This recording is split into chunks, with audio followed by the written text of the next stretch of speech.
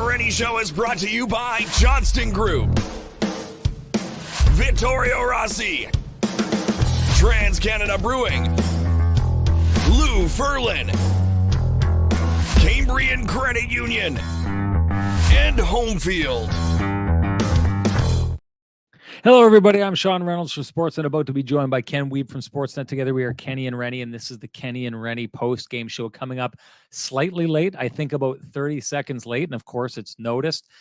T. Will says, it is 9:35. I'm here. What in the heck? I think we were 30 seconds late. I'd tell T. Will to keep his pants on, although my guess is T. Will probably wasn't wearing pants at the start of the show anyways for 9:35. He's relaxed and comfortable at home right now, if I know T. Will. I'm going to start this in a way that is just going to get this chat room absolutely riled up. I know it's going to do it. I've been reading the comments. I see what people are saying. I see what everyone is talking about here and talking about this game being a game in which they were absolutely goalied by their own decisions here. D'Lo says, what the hell is Bones thinking? Beyond that, there's a comment here from Les Sloan who says, we were a goalie away from winning that. I have to say, I get it, people. I get that everyone wants to follow a narrative, and everyone wants to say every goal that goes in on David Rittich, Connor Hellebuyck would have stopped, despite the fact that we've seen Connor Hellebuyck let in a lot of goals as of late. I have no idea what people are watching in this situation here. If you take a look at the goals that are scored in this game, I don't know how people are trying to blame this on David Rittich. The first goal is a goal he can't stop. It's a blown play that his defender puts off the defender's pads, and in the second one is a high danger scoring chance that the guy puts in a perfect spot. If this was the reverse situation and Nick Ehlers or Kyle Connor, someone had shot that shot, we would have our chat room right now absolutely celebrating the perfect, great, amazing shot that the Winnipeg Jets player made. The third goal in that game is a condition goal. If you take a look at what happened, Kotkaniemi just within 30 seconds before that gets the puck in the exact same spot and tries to throw it for a cross-ice pass. That is what David Rittich is expecting. He should be expecting it, because if you take a look at that play, you'll see Natchez is in the upper slot, wide open. If the puck goes to him, he absolutely unloads on it. Some place that David Rittich is thinking he's got to go to. It's a breakdown in defensive coverage, and he slightly cheats off the net and gets burnt on it on a very heads-up play. Should he have hugged the post? For sure, hindsight's 20/20, but it is entirely understandable why he goes there. And then the next play after that are the Jets blowing a play, giving a puck to a guy in tight. He puts it off the post and in. In what world is this David Rittich absolutely blowing this game and costing the Jets? This is breakdown after breakdown after breakdown of the Winnipeg Jets in this game that result in goals. Now, I don't think it was that bad of a game by the Jets. I think the breakdowns that they had cost them in this one, but it is an extreme cop-out to try and say that this was the goaltender's fault in this game. Everyone knows my feelings that the Winnipeg Jets are going to be making the playoffs. I still stand firm on that belief. So if I'm believing that, I think that you have to condition and get Connor Hellebuyck into a position down the stretch where he's going to be ready to play and capable of playing in the playoffs. And you don't do that by playing him every single game. This is not, and tell me, D'Lo, to be fair, Rittich should have had two of those goals. Tell me which of those two goals he should have had. Like, honestly, which of the two goals are people like? I don't see it. I don't understand it. I think this is a primal scream from Jets fans that are frustrated and trying to figure out what went on here. But to hang this on David Rittich on this night, I absolutely do not see it. The outside of the wraparound goal where you can say he should have held firm on the post. He should have not been cheating and trying to get to the top of the crease where there was a wide open player that the Jets had lost in the mix, a dangerous player left open in the mix. I've got time for that argument, even though I still think that is more of a complete breakdown after breakdown after breakdown that leads to scrambling, and goaltenders scramble too, people. But I just think it is a massive cop-out to look at this game and try and say the Winnipeg Jets were great and everything was taken care of and buttoned up nicely defensively, and their goaltender cost them this. Kyle Connor blows the zone on the first goal. It's a lazy play, which he allows his man to skate up and grab the puck and skate in and score the goal. This is a breakdown on that play. It's a breakdown on the fourth play. It is a scrambly Jets defense on the third play. And if I'm going back to the shot, allowing a guy to skate right down and get above the blue line and shoot the shot that he shoots, it's a perfect shot. I'm a little surprised. I think it's easy. It's lazy. It's a cop-out to try and turn around and say that this is a David Riddick game. This is a team loss here that I will actually say I don't think it is that bad of a game by the Winnipeg Jets. If I'm looking at this, and this, again, this isn't the Winnipeg Jets being 6, 7 points, 8 points out of a playoff spot and being able to say, you know what, moral victories don't count anymore. The Winnipeg Jets have to get these points. The Winnipeg Jets have built themselves a little bit of space here. Should they be getting these points? Is it important they get these points? Yes, it is. But I'll say this, I still contend, as I said about 4 minutes ago, I still think the Winnipeg Jets are going to the playoffs. So getting their game right, to me, is job number one. And this is another step towards getting their game right. They take on a Carolina Hurricanes team that, yes, hasn't been able to score lately. Yes, is coming off some tough news after they lose their top offensive player and now have to kind of figure out what the playoffs are going to look like without that player. But this is a good team that plays a good brand of game. The Jets forced them into mistakes of their own and capitalized on those mistakes. This, to me, was a little bit of a punch-for-punch game. It's another game in which the Jets showed in a moment in that game they had more discipline than their opponent. In that moment where they showed more discipline, they capitalized on it. There's a lot to look at in this game. Never mind the fact that the Carolina Hurricanes are one of the top 5 teams in the NHL, and the Winnipeg Jets just went punch for punch with them and then came up a little bit short. It's a game in which, to me, the difference is they made more mistakes than the Carolina Hurricanes did. I think for both teams, it was a little sloppy in that some of their mistakes were unforced errors. The Nikolai Ehlers play that he scores on, for whatever reason, his defender decides to dive and run across the ice and try and stop a play, vacating that area, giving him that play. I don't understand what play he was going for. I thought it was an unforced error. The same as I think the Kyle Connor play was the unforced error. But this, to me, is a game. Rick Bowness says he thought it was their best game of the entire trip. I'm not sure I agree with that. I think that I believe that the Tampa Bay Lightning game was a little bit better, but I don't think by any means he's blowing smoke. I think there's reason for him to believe that's the Jets' best game of this road trip because they did a lot. And regardless, what were we talking about before the Jets went on this road trip? How many people were in our chat room or on Twitter saying by this time next week, the Winnipeg Jets are going to be out of the playoffs? Well, the Winnipeg Jets come back from this trip and they go 2 for 3 and they go punch for punch with one of the best teams in the league. Again, you walk out of this trip with reason to believe. You walk out of this trip with something to build on. The Winnipeg Jets are a better team coming off this road trip than they were leaving to go on this road trip. Once again, not too long ago, the Winnipeg Jets did not give many people reason to believe in them. They are giving reason for people to believe. Good teams clash. One wins, one loses. Tonight, it was the Carolina Hurricanes. The Jets tidy things up, button things up a little bit. They come out on top in that game. And you're talking about the Winnipeg Jets competing with some of the best teams in the league. I don't think there's anything bad about that other than the fact that they didn't get the 2 points. That's something to discuss. I know someone we can discuss it with. Why don't we bring in our main man, Ken Wiebe? He's down there at the arena right now where I'm stuck in Florida, just, having such a hard time down here in Florida. It's a tough gig, but I'm down here. Let's bring in Kenny, man with the best music in the business. Here he comes.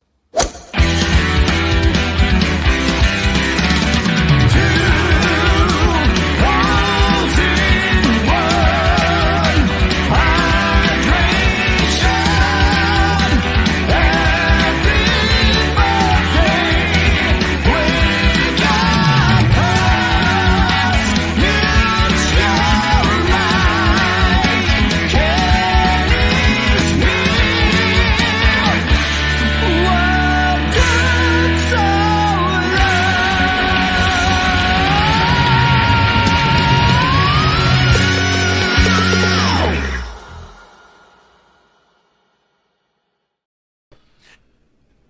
Kenny, my friend, MBHA ball hockey, who just always agrees with me and for some reason doesn't this time and never has a bias towards my takes, says, was Renny watching the same game we were?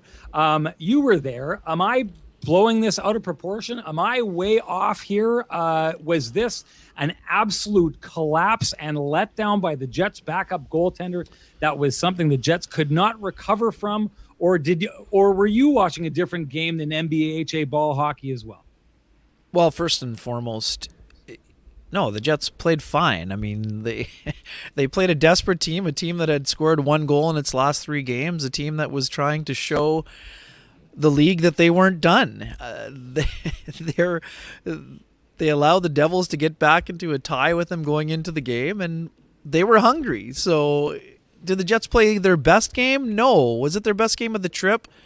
I would say that's open for debate. I think that there were times that the Tampa game was tidier.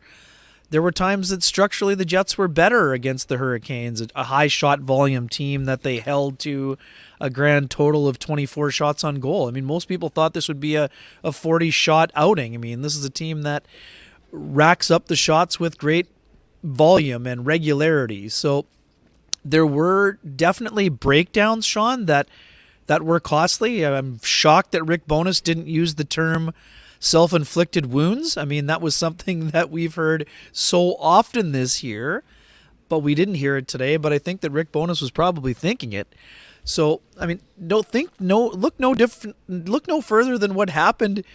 Kevin Stenlund fires an absolute grenade to Neil Pionk that there's no chance that Neil Pionk can handle it. And that's on the stick of Jack Drury and in the back of the net in a hurry.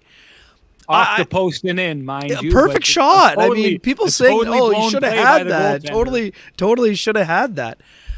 I don't love the wraparound goal, but there are 2 things that happened in that. The coverage was loose, but I also don't really blame Mark Scheifele on that either, being tighter to, could he have been a little tighter on the wraparound play to Kotkaniemi? Yes, but Riddick is late getting there with his stick, Sean. Was that because he's cheating to the high slot? Maybe. But I think if Riddick was speaking afterward, he would have said he should have had it. I mean, it was something where I don't think it's a terrible goal, but it was one that shouldn't go in very often. So which one's that? The wraparound. He should have had his stick down. Stick should have been down. Let's even if he's looking at the guy in the slot. But the same play had just happened before where he'd thrown it across. David Riddick is at a stage where his team is not able to get control of the play. They're scrambling. He's conditioned to think that this is going to be a pass to the slot, right? And so I get it. If you are talking about, like, we can all go back and say if a goaltender would have done this in this moment, that goal wouldn't have gone in. But at that stage, he's expecting to try and get to the top of his crease to take on Natchez, who is wide open and will have all kinds of time if the puck goes there, which is where it looks like it's going. But it's almost like a wraparound is almost like a backhand in the way that you kind of don't know where a backhand is going. With a play like that, like a wraparound, when you do that big sweeping loop, you never know at which point the puck is going to come off the stick. So it looks like he's turning and positioning to throw it towards the top of the top of the slot, and then he just keeps going with it and jams it short side. Is it? I mean, it's in the back of the net, so clearly there's a mistake made for him to go there. I don't think it's an egregious mistake. This is not derelict of duty. This is a guy getting caught in a tiny slight opening that I very much understand why that slight opening was there. No, I think that that's fair. I just think that it's on the technically sound part, the stick's got to be down, whether you're moving to the slot or not. So I think he sealed the post nicely, which is why I expected him that he thought the wraparound was coming. Just by his reaction, it looked like David was... As soon as the puck went in, he looked and was like, I should have had my stick down. That's why I'm not blaming him. I'm not trying to be critical. It just seemed like that was something that he should have sealed off. I don't think for a second he should have had 2 out of the 4 goals that he allowed. He was fine. And people in the chat saying that he's the worst backup in the league, you guys got to wake up. Riddick going into the game at a 253 goals against average and had a ton of wins. I mean, this guy has been good for the most part this year. Have there been a couple of goals lately that maybe he would like back. Of course. The backup goalie's job is to give his team a chance to win. The Jets were in a position to pull within a goal on several occasions. Then there were breakdowns. The Jets break down at times. That is what they do. They're a team that is not defensively sound the way the Carolina Hurricanes are. The Hurricanes are second in the NHL in goals against. So the Jets were second for a while. But if we're looking on the ice at who is better defensively, the Carolina Hurricanes showed tonight they are better defensively. They make some breakdowns too, like the one you mentioned. Where's Shane Gostisbehere going on the Niederreiter goal? Where is he going? Martin Necas has the coverage of Morgan Barron. There is no need to abandon the front of the net. No need whatsoever. So, even good defensive teams make bad errors at times. So, these things happen. But overall, the Jets in this game were pretty solid. Like you said, Sean, if the Jets play the way they did in the last, now we can even use a 5-game block. They played well against San Jose and couldn't score. They played pretty well against Minnesota, ran into Marc-Andre Fleury, then made a couple egregious errors.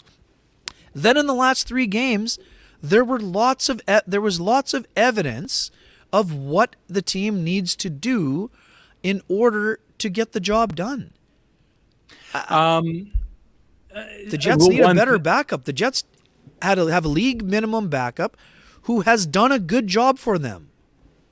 Yeah, I wanted to just talk a little bit about it, and I had wondered if maybe this has something to do with it. So on both the Ehlers goal and the Niederreiter goal, both those are like crazy over-the-top over pursuits by defensemen on the Carolina Hurricanes team that lead to leaving a guy wide open and giving a straight direct path to the net. Now, I'm wondering, Ken, if maybe their style of play is an in-your-face style of play where they part of their defense is to try and catch teams sleeping, and the Jets just did a good job of reading that. Like, if you can see as soon as the over pursuit starts on the Ehlers goal and that defenseman suddenly starts heading towards Wheeler's side of the ice, Wheeler immediately moves that puck and right in between his legs to get it right onto Nick Ehlers' stick.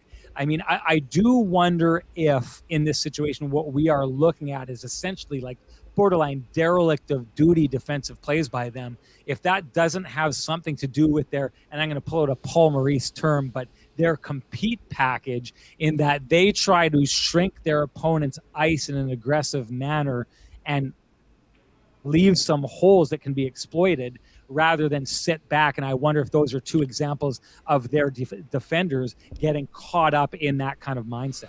It's part of it, but Wheeler made a nice play. He delayed nicely, and Ehlers was coming, I think, maybe even off the bench, so he had a great burst of speed. Did they over-pursue? Yes, but it was a very good show of vision and a nice pass and a great finish.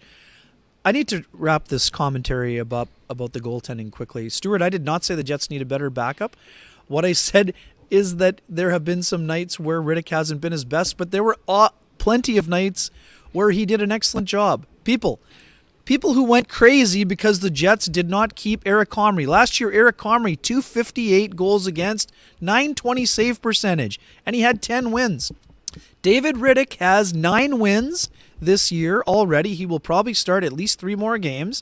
His goals against after today is 265. His save percentage is lower at 902, but that's a league-wide issue this year. So it hasn't been an issue for the Jets. And the people saying run Hellebuck into the ground and playing 15 games, that is absurd. The Jets cannot play Hellebuck 15 games. They should play him 11 or 12 because you have to keep the goalie sharp. I don't understand why people are so up in arms that Rittich played today. Would the Jets have loved to have gotten greedy and tried to sweep this road trip? Of course.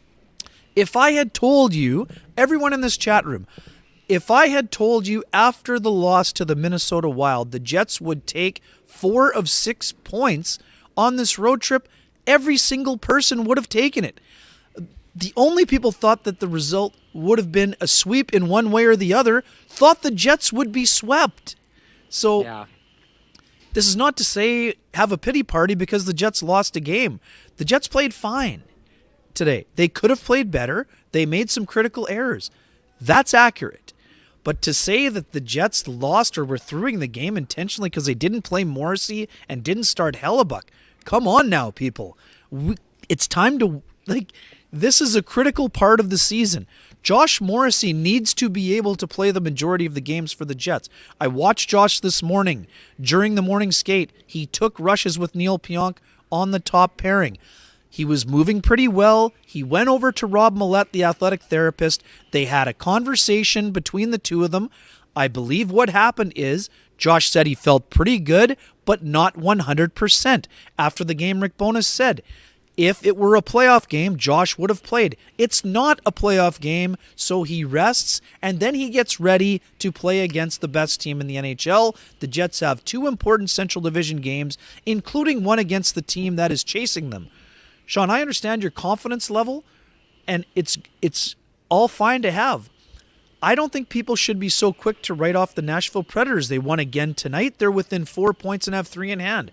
So the Jets need to win the head-to-head with Nashville. So playing Hellebuck 3 in a row and 3 in 4 games, that doesn't fly. He might play both this weekend, but by resting Hellebuck on Tuesday, it will allow them to potentially have Hellebuck play Thursday, then play Saturday for sure, and then they will see who plays Sunday. I think Hellebuck could easily play Sunday. It's a night game or an afternoon game followed by a night game. Then the Jets play Arizona. If a team can't play, Arizona's playing much better lately, but Hellebuck has put himself in a position to be playing a lot down the stretch. He will play a lot. But today, playing Riddick was the right call, and he played fine. He could have played a little better. He got outplayed by Anderson, but he got outplayed by a number 1. So that is not the reason the Jets lost. It was the egregious errors that they made themselves. So, anyways. I do want to say it has been, I said it last time a little bit as a joke. It is really starting to head in that direction. We are going to be having our Kenny and Renny live event on the 18th, and they will be playing the Nashville Predators. And I joked about it. The playoffs are on the line that day. But Ken, we are getting to that stage. I was thinking about it today because there's 2 games remaining against the Nashville Predators. Is there not? I think so. Yep. I think I'm pretty sure there are. Yes, so, they play them in April on home ice on April 8th. Yeah, I believe hockey night game. Yeah, I believe it's a Sportsnet game. It is. The Jets need to win one of those games because at least one. If they win one, they cancel out 2 games down the stretch. Now let's do the math a little bit quickly here. Right now, they are a little bit of an outlier, and I've been mostly comparing them against Calgary. And everyone knows my thoughts on this. I still think that the Nashville Predators are Wile E. Coyote chasing the Roadrunner and running off the cliff and running for about another 100 yards before he looks down and realizes that the ground's not there anymore before he falls. I still think that that's the Nashville Predators, and that's going to happen at one point. They kind of throw things out now because they're only 4 points back and they've got 3 games in hand. But I still think with the lineup they have that there's going to be a letdown, that there's going to be a fall at some point. If you're taking a look at a team like the Calgary Flames, even if they win tonight, so there's 14 games left, but the Calgary, the best you could expect them to do is go something in the neighborhood of 7-7, maybe 8-6 or something like that. But if they go 7-7 down the stretch, that means the Jets need to go 5-9. Like that's the difference of what we're talking about here. That's why these are so hard to make up. And people who want to say, well, that's how we've been playing lately. If you go back 15 games, I'd crunch the numbers. I don't know where I'd put it. I think it was over there. Yeah, over their last 15 games, they're 6-7-2. Like as bad as you think the Winnipeg Jets are right now, they were 6-7-2 in their last 15 games. Like just where we're seeing those other teams, even if they play like fairly break-even hockey, which is what you should be expecting from those teams as of right now, you'd need to see a massive collapse by the Winnipeg Jets for those teams to catch up to them. Now, if you get the Winnipeg Jets playing like they've been playing the last little while, where they've taken 4 points out of their last possible 6 points. Then you go, if you want to stretch it to their last 6 games, they get 3 points out of Edmonton and their game against San Jose. So there's 3 points there.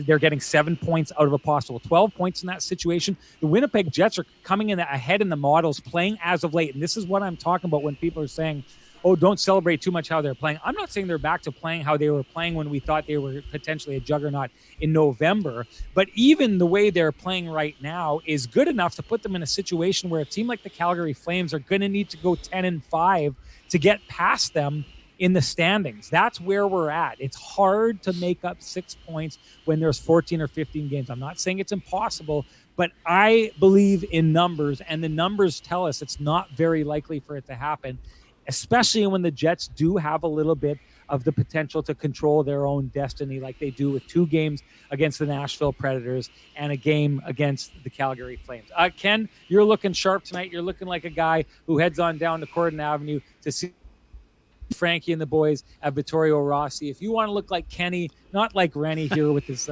one, as North End Rick put it, his one chest hair sticking out of his polo shirt. Choose to look like Kenny, not like Renny. And if you look like Kenny, you got to head down to see Frankie and the boys of Vittorio Rossi on Corden Avenue. They'll do you up right.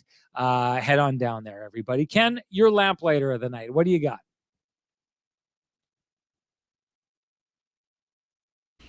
Apologies. No worries. A bit of a lozenge required here today. I don't have any of my water, trying to stay hydrated here. My lamplighter belongs to Dylan DeMello. It was an interesting sequence of events, as you know. Dylan Samberg steps up on Jordan Martinook at the defensive blue line. He has him lined up perfectly. He does not stick his leg out. There is knee-on-knee contact, but that's because Martinook tried to get out of the way of the hit. So he induced the leg contact. I don't think it was a penalty. I don't think it was a dirty play. I think the responsibility is partly on Martinook for trying to get out of the way. You understand why that would be his reaction. But to me, it's a clean play. There is a little bit of roughhousing that ensues, but the referees decide not to blow the whistle. And lo and behold, there goes Dylan DeMello down the right side on a 2-on-1 and rips home a shot on Freddie Anderson, I think off the post and in, for a beautiful goal for his 4th of the season. There were some other options, and yes, the Niederreiter goal was a candidate, and the Ehlers goal is a good one too, because he needed to get himself going. I felt that he's really been skating well. He's had tremendous chemistry with Vladislav Nemesnikov. I thought that goal is important for his confidence. Now he's up to 7 on the year, but to me, Dylan DeMello made a great play. It's a heads-up play, also because you play to the whistle, even if there's a scrum going on. So I'm going with the DeMello goal, though there were a couple of pretty ones in this effort overall. So I don't like the Samberg hit. I do think it was a penalty. The interesting part about that, his leg is planted. He leads with the knee. And his knee is targeted directly at the other player's knee. I don't think there's any. You're talking about Martinook trying to get out of the way. He's trying to get out of the way because his knee's about to be blown up. I don't like he turned that play. Sideways, but anyways, I don't like the play. I think that it was a penalty. I'll say this though, and this is really interesting. The Winnipeg Jets, and I had alluded this to the top of the show. I think the Winnipeg Jets are doing something very interesting down the stretch here that has to do with one of the very things that we were tackling down here at the GM meeting. So the GM meetings, one of the things that they're tackling is they don't like the idea of players having to get their comeuppance, having to fight after a clean hit. The Winnipeg Jets are a team that are capitalizing on this. And it's interesting because we talked about this play. And one of the things that they're talking about is they don't change the rules on this, but you'll notice that the officials are handling this in a little bit of a different way. And the Jets are a perfect example of it. This is a perfect example tonight. This is a play where not only do the Carolina Hurricanes think that Dylan Samberg's hit is a penalty, they think it's a dirty play. Right? So the old idea of policing the game is at that moment, that guy's hurt, and he is, which is another reason they expected the whistle to be blown in that situation, is because a player has just been, regardless of how it happens, it's a knee-on-knee hit, and there's potential for a player to have his knee blown out. So there's an expectation that with the hurt player, the whistle is going to go. And because they believe it's a dirty hit, and that's what they see, they want to defend their player, they go and they engage. Now, the thing that's happening here is earlier this year, maybe even last month, the officials would have blown the whistle in that situation. They didn't now, because exactly what we are talking about down in Florida right now has to do with this. The officials chose in that moment to think that that was a clean hit. Because it's a clean hit, they want the other team to just say, park it, put it away. I don't care if you thought it was a dirty hit. We're the refs. We're right. And we're going to let the play go. And they do in that situation. And it's one of the reasons why Carolina, based on what we've seen and how the league has policed this in the past, is fully expecting the whistle to go. The officials made a league-wide statement tonight that will probably be talked about at these GM meetings tomorrow, in saying you do not get to attack someone over a hit that you think is dirty. What we think is what matters. We'll tell you if it's dirty or not. And if it's dirty, and you want to, we're not taking away your ability to police it, but we're saying we want to take away your ability to police it in the moment. Take a number, go after that guy later in the game, try and get back with a clean hit or whatever it is. Tonight, that whistle not blowing, there was a pipeline from the GMs here saying, let that play go, and the Jets took advantage of it. Another instance of the Jets doing a great job of taking advantage of this very thing in a manner that allowed them to win a game is the Saku Menelainen hit on Connor McDavid. When he hits McDavid, the player, Darnell Nurse, goes after Menelainen. Menelainen doesn't want to fight. Lowry steps in and there's a fight. But the officials wanted to make sure that a message is sent that we thought it was a clean hit. So you don't get to go after someone if they've had a clean hit just because you feel like it. So what we're going to do is we're going to give you a penalty. Well, they got a penalty on that play. The Edmonton Oilers did. Josh Morrissey scored with a couple seconds left in the second period. That's the game winner. And what we're seeing, we saw it tonight, we saw it back then, is the refs are changing the way this situation is handled, and it's affecting the outcome of the games. The Jets have benefited from this because the Jets are on board with this. The Jets are on the front end of taking hits and then just not engaging. Let's not engage. Let the other teams do this. I think this is a situation we've been hearing the lead up to it. I think this is a general manager who's been talking with the league, who has his finger on the pulse of what's been happening with these conversations at the league level, has relayed that to his players and his coaches, and the Winnipeg Jets are among the best teams in the league at handling the new way that the NHL is going to decide to police these things. And tonight is another example of them benefiting from it. I know this is a long rant that I'm getting away from the original thing that we're talking about here, which is the lamplighter. But I'm going to go with the Niederreiter goal just because it's Niederreiter showing up at the right time. The timeliness of it is just talks about what Niederreiter has brought to this team. He has been absolutely phenomenal. Everything they could have hoped for in a pickup. For me, he's the guy that gets the lamplighter. I want to know what your lamplighter is. Why? Well, I want you to have the opportunity to win a frosty, delicious 8-pack of Lamplighter Amber Ale from our friends at TransCanada Brewing Company. If you can't wait for Kenny and Renny to give you one, because if you share with us your lamplighter, you are automatically entered to win an 8-pack of Frosty Delicious Lamplighter Amber Ale. If you can't wait for us, head on down to TransCanada Brewing Company. You can join them in their tap room at 11290 Kenniston. Go check out their beers, their appies, their pizzas. It is all great. They are batting 1,000 down there. And hey, if you're thinking of going down there, why don't you come and join Kenny and Renny down there this weekend, Saturday on the 18th.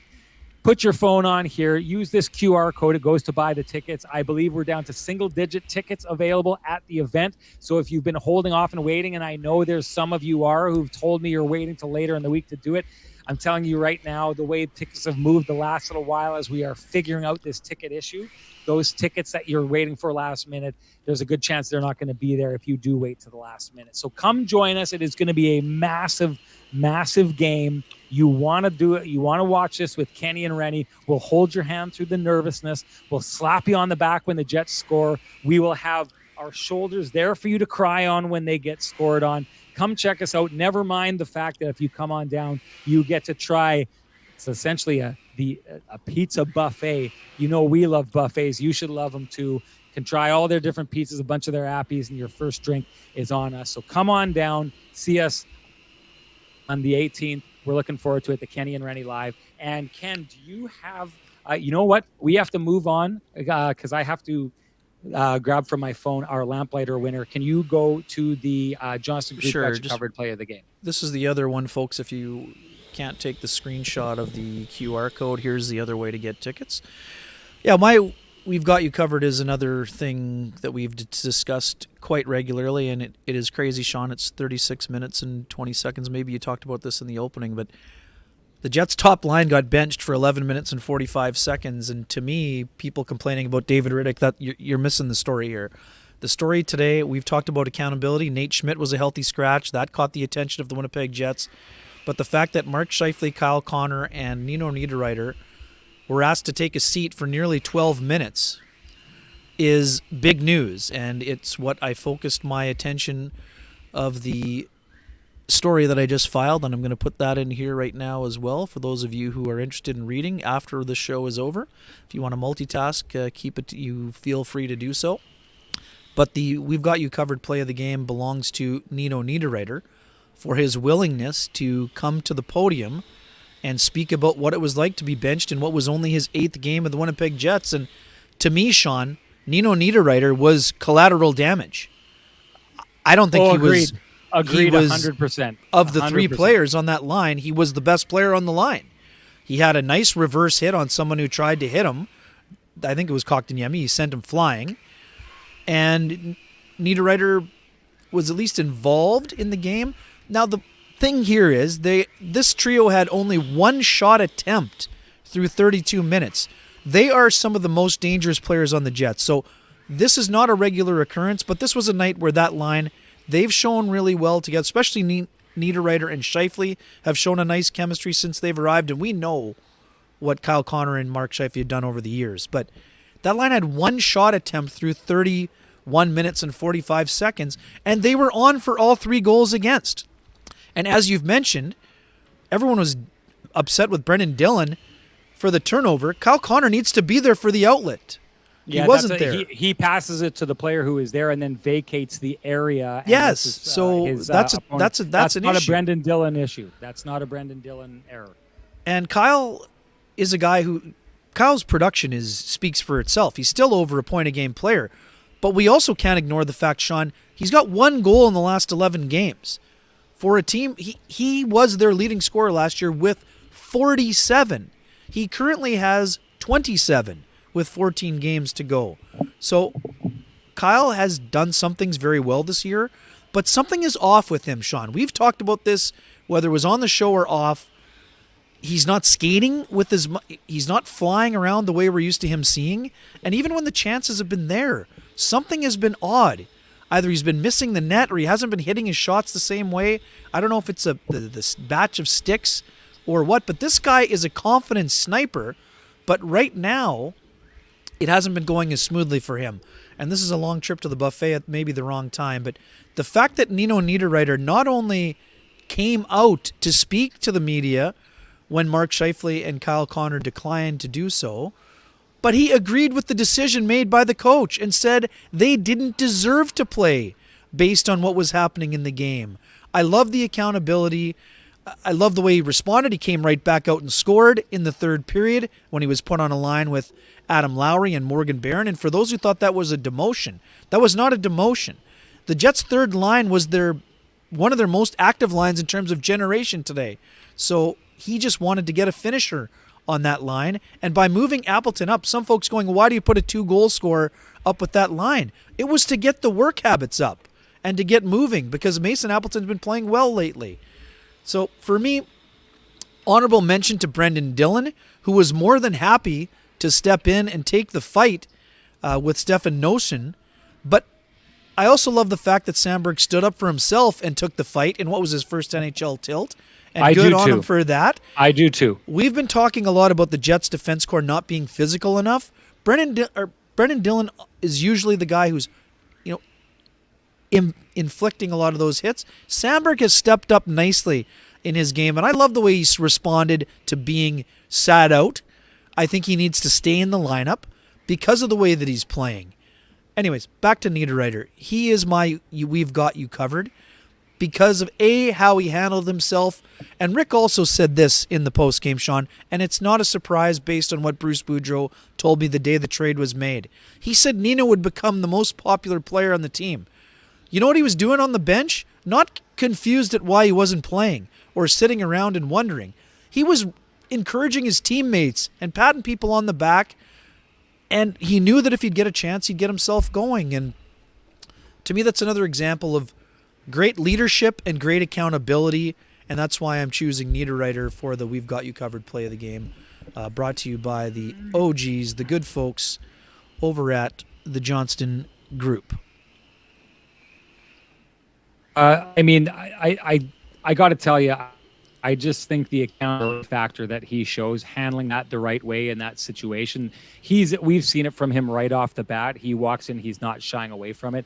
I couldn't agree with you more. Never mind the fact that he got taken out, but the fact that he did respond and bring this team to within one goal and give them a little bit of a chance. I haven't seen his game sag since he showed up here. So to be a guy who basically spends some time on the bench because the people around you need to be sent a message, and to handle it that way, I think is as classy as it gets.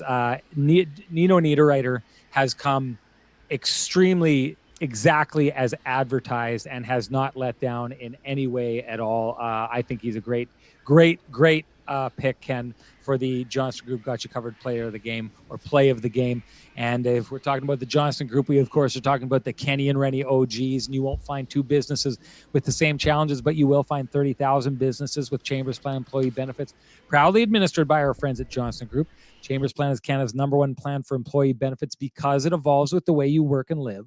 The plan is run as a not-for-profit designed specifically to support small businesses, and its unique pooling strategy keeps rates stable, so you won't have any surprises at your next renewal. Chambers Plan now comes with professional consulting on key financial, legal, and HR issues, and teledoc telemedicine services are included with every health option. See how Chambers Plan can benefit your business by visiting chamberplan.ca. And Ken, we're getting through the show pretty quickly here. Why don't you give a shout out to Sweet Lou?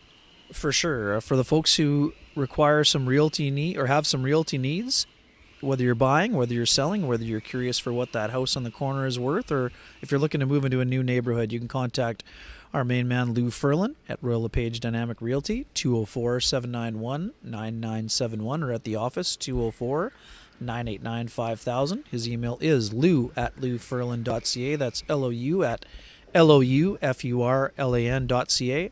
And his website with all his listings is www.loufurlan.ca. Lou Furlan, excellent realtor, excellent human being, and excellent supporter of the community, including this podcast community. And for that, we're very thankful.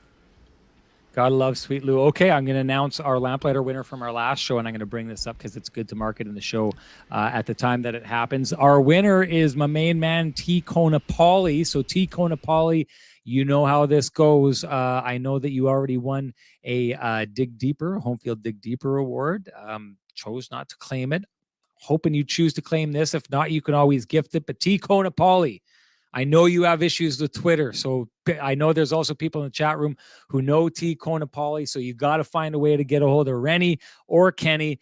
Easiest way to do it, if you have Twitter, is to direct message me at SN Sean Reynolds and give me your full name and an email that I can send your voucher to. If not, find another way. Someone found your way to me the last time, so if you can go through the same channels and get to me, you will get a Frosty Delicious 8-pack, or a voucher for a Frosty Delicious 8-pack of sweet, delicious Frosty Lamplighter Amber Ale. So hop all over that, T. Konapali. Congratulations. I wanted to go in a bit of a different direction. I wanted to talk about Dylan DeMello, that play that he had there. There was a couple times up in this game as well that DeMello really jumped up into the play. We did a story on this on Hockey Night in Canada a little while ago because I had a conversation with him. He's not the only one. Now, it seems quiet because it's not as drastic as what we're seeing from Josh Morrissey by any means. But Dylan DeMello told me that this summer he came to the conclusion after talking with Rick Bowness. So this is another one of those, and I've said this before, Ken, there's probably a really interesting story in every player and their response to their summertime conversation with Rick Bowness. But the form that Dylan DeMello's took was that Dylan DeMello decided, listen, I feel like I've got my defensive game locked down. Like I've figured this out. It's time for me to add another element, and I want to be a more offensive defenseman. And one of the reasons that he told me that he did it was the idea that when he does get on the ice with Josh, and that was another thing, there was an interesting conversation for all those times that you in the chat room talked about this over the years under the Maurice and Lowry era. People who it drove them crazy because they wanted to see, and Ken, I know you were one of those people, wanted to see Dylan DeMello on a pairing with Josh Morrissey. Those two players were thinking the exact same thing as you in the chat room were, as Ken was. They were like, we fit. We want to play together. So one of the things, knowing that Josh Morrissey was going to try and become a more offensive defenseman this year, Dylan DeMello said to himself, I need to become a more offensive defenseman. And here's the reason why. If Josh becomes more offensive and people start keying in on him, then that's going to open up space for me. And if I jump into that space and start scoring goals like he did tonight, then what it means is the defenders can't just focus in on Josh Morrissey. They'll have to respect me as well. Well, he's on pace for his best offensive season of his entire career. And it has a lot to do with the idea that he said in the summer, he switched his mindset. He was intent on coming out, adding that element to his game, being a more offensive player, pushing the puck down ice more often. And we're seeing that from him. And he's popping up and scoring important goals. What have you noticed about his game, Ken, and maybe his ability to really fill space or find space to fill at the right times in the game? Love the way Dylan DeMello was playing with confidence and getting a little bit more involved offensively. I love the recognition, Sean, knowing how much Josh Morrissey plays and the type of game that he wanted to play in terms of having his offensive game unlocked. So, yes, that means that he needs to be the safety valve more often than not. But the fact that he has chosen to get involved offensively, I think, is very important to this team. It helps when they're getting the puck going north. They're not spending as much time in their defensive zone. And I love the way that he's worked on, so you need to be working on your skating then, right? So if you want to get up ice, you got to be moving your feet. So I think he would have spent some time in the summer working. He was always mobile for sure, but he's getting more involved. I think he's worked on his shot. I think his positioning has been excellent. And he's such a smart player. So I think he's taken a really important step. And Sean, he's another one of those guys who came to Winnipeg. And yes, I understand he was playing on a pairing with Thomas Chabot at times during his time with Ottawa. So yes, of course, he knows what it's like to play with a really good partner. And yes, there were times in San Jose that he had strong partners as well. But I think his best partnership probably has been the one that he has produced with Josh Morrissey.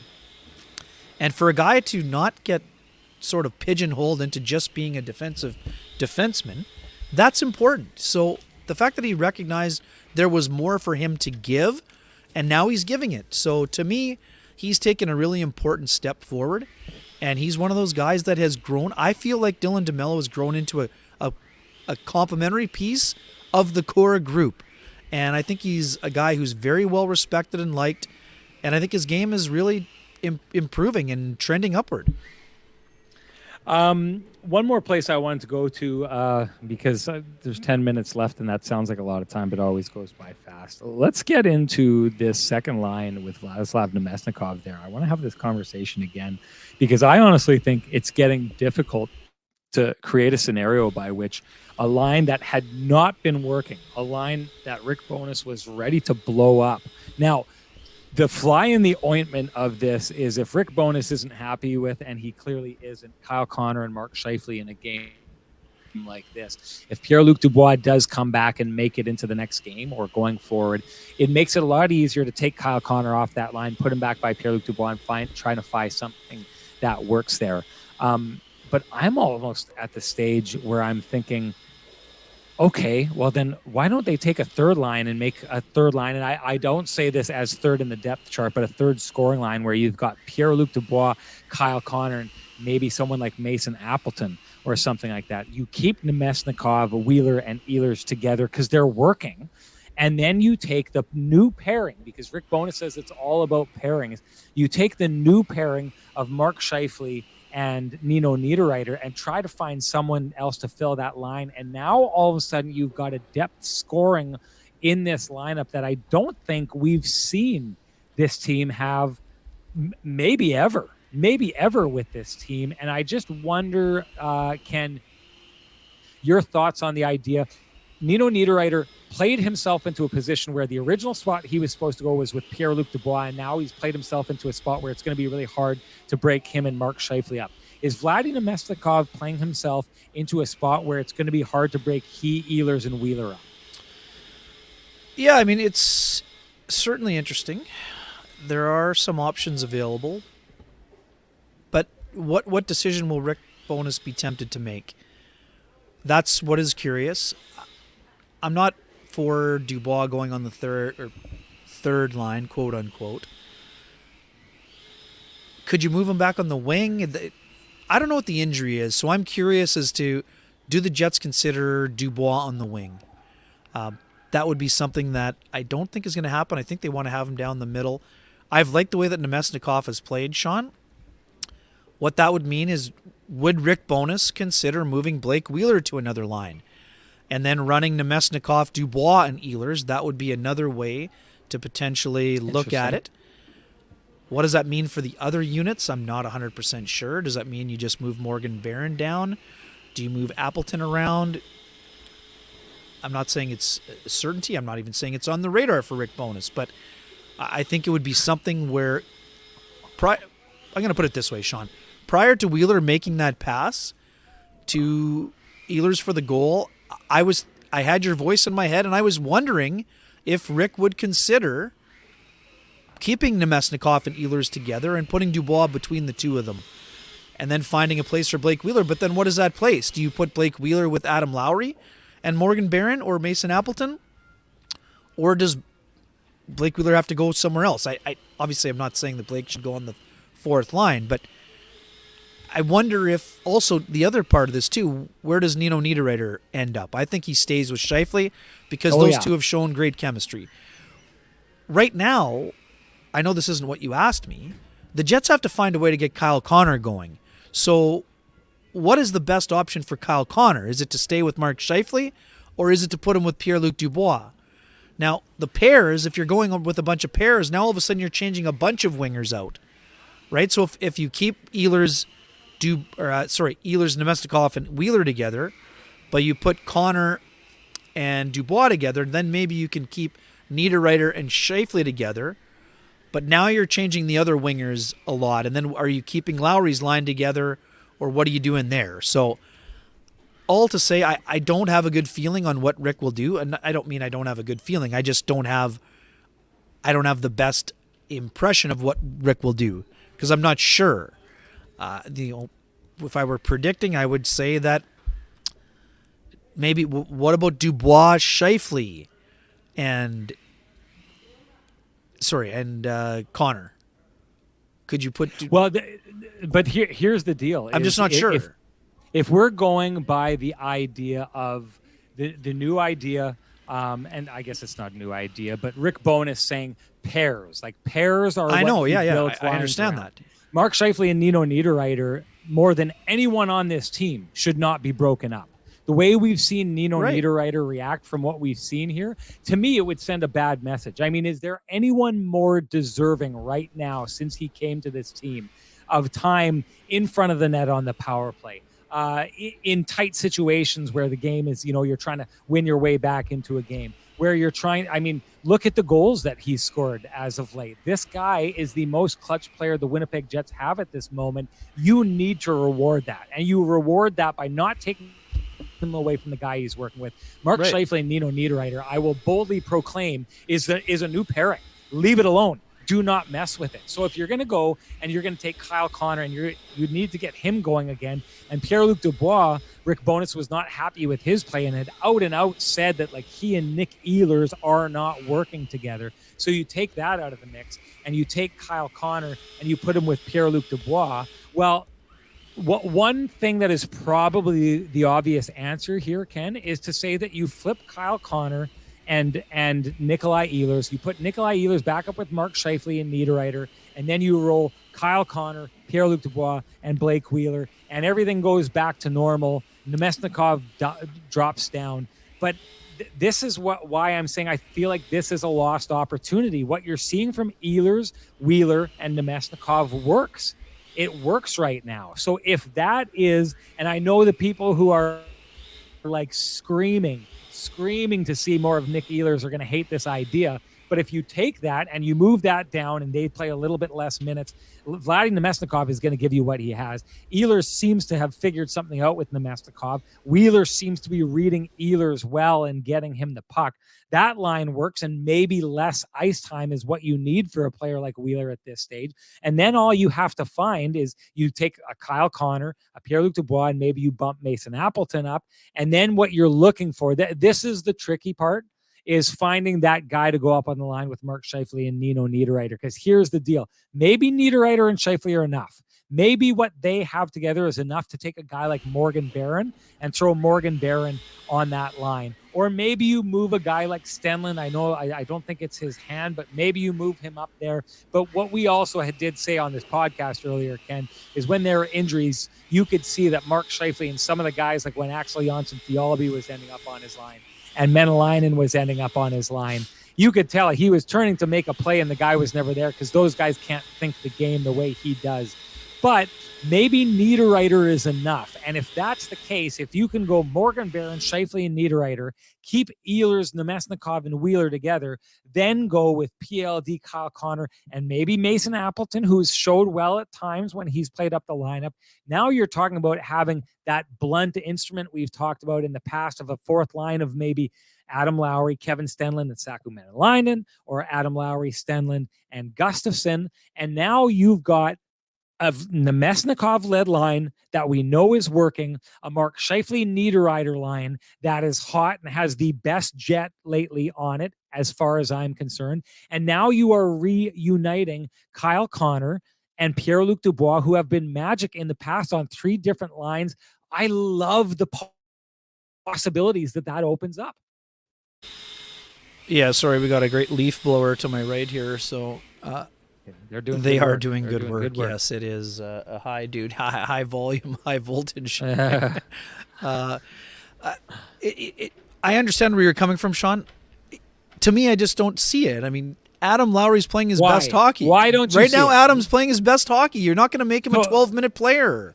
You're telling me that you wouldn't take the opportunity of taking on the idea of pairs. Just hold on. The idea of pairs. Kyle Connor and Pierre-Luc Dubois on a line. Mark Scheifele and Nino Niederreiter on a line. The Nemesnikov line that is working right now. And you're saying the reason to not try that is because of Adam Lowry? I knew you didn't like the idea, but your explanation for it makes zero sense to me. The explanation that the guy who played against Stamkos, Point, and Kucherov the other day, you don't want to play him less? Why would you want to play him less? What stops you from playing him against players in those situations? Well, because now you're taking at least one of the guys off the line and possibly 2 is what you just said. You said you're basically going to have Menelainen. You're taking Barron and Appleton off his line to play in other places. He's playing with Stenlund and Menelainen, or he's playing with Stenlund and Gustafsson. Okay, and I don't think that you can play those 2 guys 15-plus minutes against the top units in the NHL. That's why. I'm just telling you right now, I don't think Adam Lowry can be used however you want him in that 4th spot, and then out of that, okay, but who's checking then? Who's line matching Adam against Lowry's the top line is checking. I don't understand the question here. I am not seeing your logic at all. Sorry, my logic is that most nights Stenlund and Menelainen play between 8 and 12 minutes, and suddenly they're going to be playing 15. I just don't, against the best players in the league. Well, I don't. He barely plays them against the 4th line, Sean. My point is Adam Lowry is the key to that. You can put Adam Lowry out almost against anyone and put him in a situation where he's going to be successful. He's had Menelainen on his line numerous times this season. We've seen him with Stenlund before. It's not like these players are alien to him. He's done exactly what you're suggesting he'd be doing at many points this year with these exact players that I'm talking about. Sure. What I'm saying is I think another idea, I don't think you need to play him 15 minutes a night. I think you take him and you put him out in situations where you want to grind those other teams. And when you've ground them successfully, every once in a while pop out Scheifele and Niederreiter. And now you have to take on their special brand of hockey. And then all of a sudden you get Nemesnikov, that line, which I think really works because Nemesnikov is, suddenly goes to the front of the net. Wheeler can still kill you from distance and dice you up with his passing, and Ehlers is fast. That's working. And then all of a sudden, if you can wake up Pierre-Luc Dubois and Kyle Connor, I don't really think it matters who is on a line with those two if they're going, because it's so hard to stop Kyle Connor when he's at the top of his game, and it's so hard to stop Pierre-Luc Dubois. So you've got three different looking styles of lines that you can mix and match with. Hey, we're playing the Tampa Bay Lightning. Let's go send out Lowry and beat the heck out of Stamkos' line for a while. And all of a sudden, Scheifele's out there. And you've got this, kind of cerebral type of game that you've got to handle. And then wait, all of a sudden now Pierre-Luc Dubois is out there and you got to worry about this guy leaning on you and Kyle Connor flying in his wake and jumping around and firing the puck when he's working at his best. Or then you send out the Nemesnikov line, which just works. Like I think the idea of not trying to create three very capable scoring lines and have a fourth line of Adam Lowry that you use at your discretion up and down the lineup whenever there's a line on the other team that you want to lean on a little bit. I think this seems obvious to me, and I think that the idea that you wouldn't try this because of Adam Lowry is mind-boggling. Well, for me, Sean, I think that the line with Appleton and Barron has been having a similar impact on games as the Nemestikov line that you love also, which so do I. So that's why I wouldn't break them up to try to help the other lines. That's all. I'm not saying that you can't. I'm just saying that line is essentially going to grow into the second line. So in terms of ice time and responsibility at 5-on-5. So I understand where you're coming from completely. I just don't know that right now Dubois is coming back from barely playing and Connor's struggling. So I don't think it's automatic that line clicks immediately if you just toss a guy on the line and think it's going to happen. So no, I know that, but I think Bowness made it clear that he's done with Ehlers and PLD. Like he was done with them in that last game before PLD got injured. He'd had enough. He doesn't want to see that anymore. What I think is going to happen, Ken, to be honest, I think is they're going to come back. They're going to flip-flop Ehlers. They're going to put Connor on that line. They're going to put PLD in there, and they're going to move Nemesnikov down the lineup. I'm just saying I think that's a missed opportunity. They'll be breaking up a line. To your point, we don't know if it's going to click, but I think what they'll end up doing is trying to go in this direction and do exactly what you are warning against and break up a line that is working in the Nemesnikov line. And I'm just saying, we've talked about this for years, and people know my thoughts on this. I've talked for years about the idea of trying to stretch the Jets' talent into three scoring lines and then use a fourth line strictly for that role. I just think that if Rick Bowness loves pairings and pairings drive lines, he's got a pairing with Scheifele and Niederreiter. He's got a pairing with Dubois and Connor, and he's got a second line right now that is working. If he truly wanted to try something like this, all the steps are there. The problem is, I think what he's going to do is he's going to do exactly what I said, flip-flop Ehlers and Connor, spit Nemesnikov down the lineup, and I just think it's a missed opportunity. Is all I have to say. Just one quick one. What if it's an opportunity to, Nino, if you put Ehlers with Niederreiter, and I know that Ehlers is clicking with Nemesnikov, but that's not to say that he couldn't click with Scheifele and Niederreiter. Niederreiter seems to fit with everybody that he's playing with, so maybe that helps get two lines going. You're doing exactly what you just said they shouldn't do. You're breaking no, Sean. Okay, but the fact is, to me, Nemesnikov is a more seasoned version of Morgan Barron. So Nemesnikov, we saw in his first game with the Jets, played against Connor McDavid with Lowry and Appleton. So you keep your checking line intact, and Barron, unfortunately for him, moves down to the fourth line. There's a little bit less disruption, and then you have most of your pairing still intact.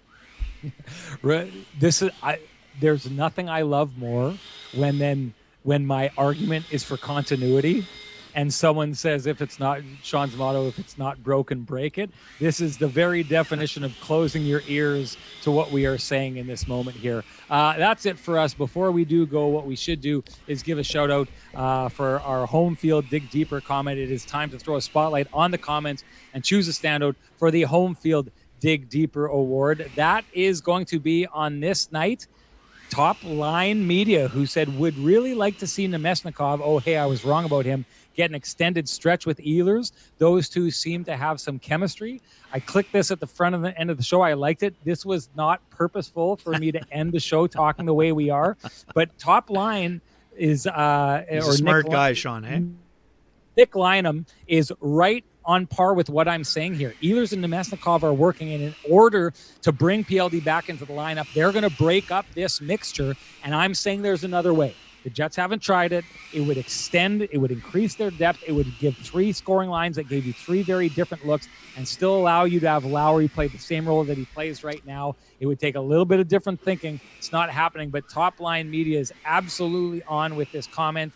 And I have to say thanks to Nick Lynham for your winning comment. And just like Nick Lynham, Home Field is always going to dig deeper to find the best marketing solution for your company. Find out how at myhomefield.ca. Ken, retort.